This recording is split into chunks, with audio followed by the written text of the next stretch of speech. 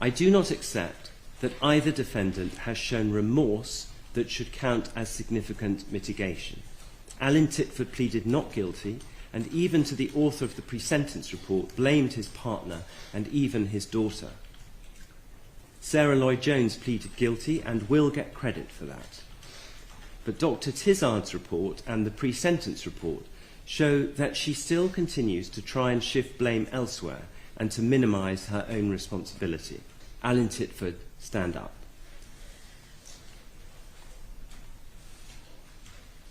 For the gross negligence manslaughter of Kaylea Titford, I sentence you to 7 years, 6 months imprisonment. You will serve 2/3 of the sentence, namely 5 years, in custody before you are released on licence. When you are released, you will be on licence until the end of this sentence. You must comply with the terms of the licence and commit no further offence, or else you will be liable to serve a further period in custody. You may go down.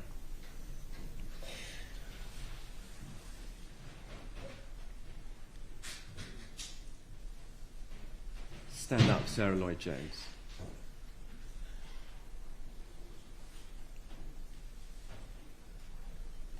For the gross negligence manslaughter of Kaylea Titford, having regard to your guilty plea, I sentence you to 6 years imprisonment. You will serve 2/3 of the sentence, namely 4 years, in custody before you are released on licence. Well, there we are. The sentencing of the parents of Kaylea, who was only 16. She was treated appallingly by her parents, and this just goes to show that parental responsibility should be reviewed and reformed by government legislation. Now, I've been campaigning for quite some time with regards to parental responsibility, and although it was over a very different case, this recent case, which came into being today, it just goes to show that not everyone should have automatic parental responsibility. And if they do have parental responsibility by default, by just being parents, then a reform of the Act, the Children's Act, concerning parental responsibility should be reviewed and reformed, because I truly believe that this poor girl who suffered under the hands of her parents, who she trusted, who she relied on for care and attention, may not have died had the agencies which exist to protect children had more power to intervene when they were aware and became aware of the issues surrounding Kaylea. Now, under the Children's Act of 1989, there are many, many ways in which the social services and police and other agencies, the schools, etc., can intervene, but they are limited to their intervention. So I am basically asking you as viewers to go across to my recent petition concerning the reform and review of parental responsibility in the United Kingdom and sign it. The current legislation, like the meaning of parental responsibility, I'm just showing you that now on screen, although it does give rights and duties and powers and responsibilities to any authority by law, it also gives that to a parent, and it gives a concise detail of what parental responsibility entails. Unfortunately, as you can see in the second paragraph, the the extent of parental responsibility may diminish as children attain sufficient understanding to acquire the legal right to make their own decisions.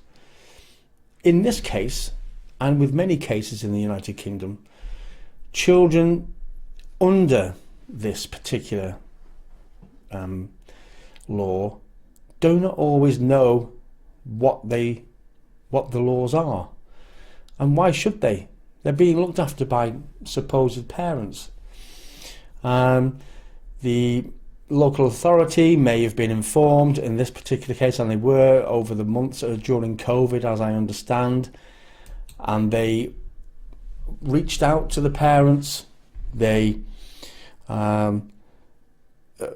gave them advice, they offered help, and because of the parental responsibility law at the moment, the parents just ignored it. They refused any help. And although the judge today gave out sentences, 7.5 years to the father, and I use the word father in the loosest of terms, and 6 years to the mother,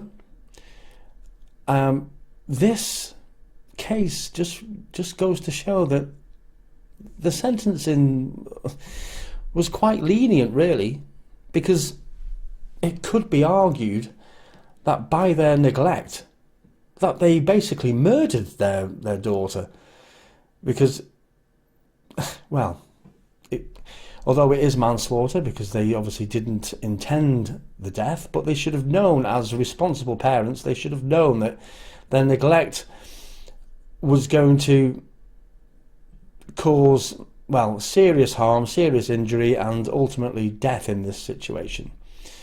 Now, I basically am imploring you to help me help further children in the future to try and reform the act that presently exists, because it's quite scant. The section within the Children's Act is very, very scant indeed. It doesn't really go in depth of what the punitive measures may be if parents do not look after their children in a particular way. The review, which I'm obviously trying my best to get through to Parliament to debate, doesn't only cover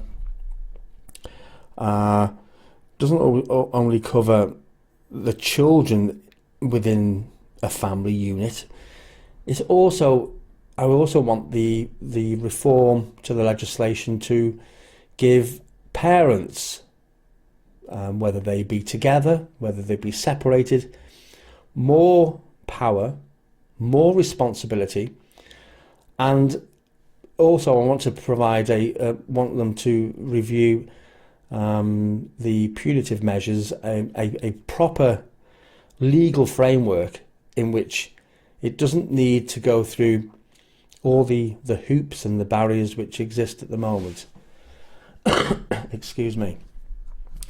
As you can see, I've written that we, as a community, the whole of the United Kingdom really, but that we believe that the Children Act of 1989, which provides the legislative basis for parental responsibility, is not fit for purpose, and it isn't. In the 21st century, there are many, many aspects of the parental responsibility laws which just do not provide an adequate legal framework in which both parent and child can rely on. And I go on to say that it is a vague section within the 1989 Children Act. It's just too vague. It does not clearly set out the rights or the responsibilities of parents, and nor does it in detail conditions where a parent should lose a parental responsibility. The recent case which I produced, the first petition, was to do with a parent who murders the only other parent with parental responsibility should have his rights automatically suspended and potentially removed while that person is in prison serving time for the murder of the mother or any other parent. I'm not defining that it should be just for men who murder their wives. I mean, although it is predominantly that case where an ex-partner or soon-to-be ex-partner murders the mother of any children that they have had together.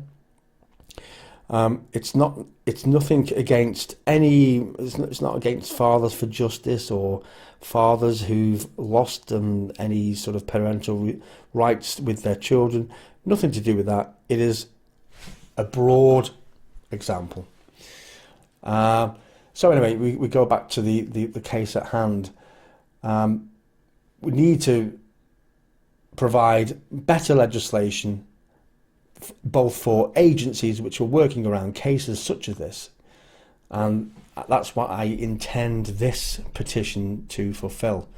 So I implore you who are watching this today to basically get across, sign the link, go to the link below this video, sign it, and not only sign it, share it with as many people as you possibly can, because it affects everybody.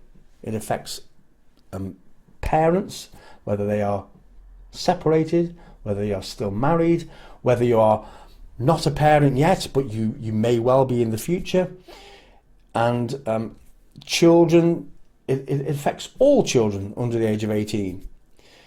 This young girl should not be in her grave. She should be just starting out in her life. She should not have endured the suffering that she did. She should be looking forward to going to college or later on at university or doing a sort of apprenticeship somewhere. She should not be in her grave. And I truly believe that had the agencies within this United Kingdom of ours had the powers that they should hold, they could have intervened a lot earlier. They could have taken this child away from these parents, so-called parents. And I mean, the father, he said that he was just, well, his defence was that he was just too lazy to go upstairs to his daughter's bedroom and clean the bedroom, clean her sores, clean and provide her with a proper menu of proper food, so she wouldn't become overweight as she did. The poor girl was texting her friends to asking for help, and no help came. And that is, I truly believe that the reason why that help didn't come is because the powers that be just didn't have the correct powers, because they because of parental responsibility the way it is today, they have to be very cautious in the way they enter the house where there may be some sort of neglect going on. They have to make sure that the parents are instructed in such a way and helped and assisted. It shouldn't happen. It should not have happened. Once a neglect has been identified, there should be a way that people can intervene in a greater way. There should be punitive measures for this sort of to happen. They could have been jailed a lot sooner. And with other cases, such as the murder of the other parent, and where parental responsibility may well have could be automatically suspended, that can be done with this reform which I'm proposing. A debate did take place in November, and again I will provide a link below this video so you can see what happened with the last petition that was organised. And so there we are. I implore you to read the the petition which has been set up. I ask you to just sit down and just think about it, but sign the petition. Also, I ask you to contact me via Facebook on the address which I will provide below the link, below the video. Contact me by email, contact me by any way if you want to be involved in any future petition, or even if you want to get involved in this one. And if you want to be added to a mailing list, which I'm attempting to set up, to be informed of any future aspects of this petition and perhaps any more petitions in the future. And that's it.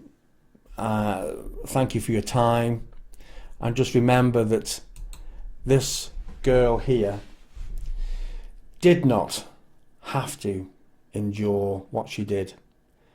People should have intervened a lot sooner, and it just proves to me as an onlooker that parental responsibility is a privilege. It should be a privilege and not an absolute right. It should be something which is where you should, as a parent, get parental responsibility, but you should also be tested on it and judged on it on a regular basis, because when things like this happen, it just goes to show that sometimes our automatic rights shouldn't quite be as automatic as they should be. This poor girl, she should not be in her grave. So I thank you for watching, and I implore you to sign the petition, share it with as many people as you can, and let's get this second debate with regards to parental responsibility on the go. We can't let the powers that be just shove this under the table. It can't be forgotten. There are victims every week, be they murdered wives, murdered partners, and although this is not a murder case, manslaughter, had the legislation been a bit more defined, a bit more reformed, it may well have been defined as a murder, because this poor girl was just left. She was left to die. She was being eaten alive by maggots and God knows what in her bedroom. And I genuinely believe that had the law been more defined, then the judgment may well have been far different. But anyway, not up to me to judge, but as a human being, this should not have happened, and there are many cases surrounding parental responsibility which should not be happening, and I just want protection for parents, protection for children, and protection for victims and their children after, perhaps they may well have been murdered, like a woman is murdered every single week in this country by a jealous partner, by an estranged husband, and the real victims are the children and the families left to look after the children. It's a subject which needs to be kept in public focus. It's something which needs to be addressed, and it cannot be forgotten. So thank you very much for watching, and please get in touch, please subscribe. But the subscription is not an absolute, but please keep in touch, keep add me to your Facebook list, add me to your Twitter list, and add me to send your email as a way that I can inform you of anything that might transpire in the future. So there we are. Thank you very much.